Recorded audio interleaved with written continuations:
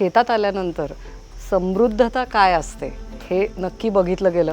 आणि आपल्याकडे कायमच दुधा तुपाची समृद्धी असा शब्द वापरला जातो, पैशाची समृद्धी असा शब्द कुठेच नाहीये, कधीच नाही वापरला जातो.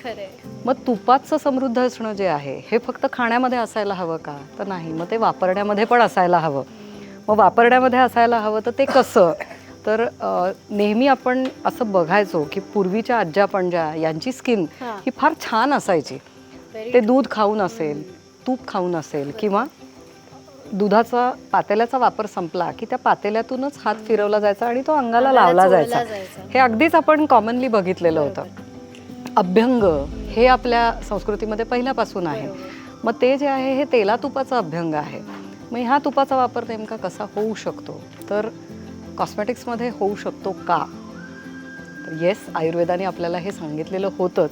आणि कुठे ना कुठेतरी बाबांनी जे इतकी वर्ष शोधलं, जे केलं, त्याचाच एक पुढचा भाग म्हणजे तुपाची जी समृद्धी मिळते आहे ह्याचं नेमकं करता काय येईल.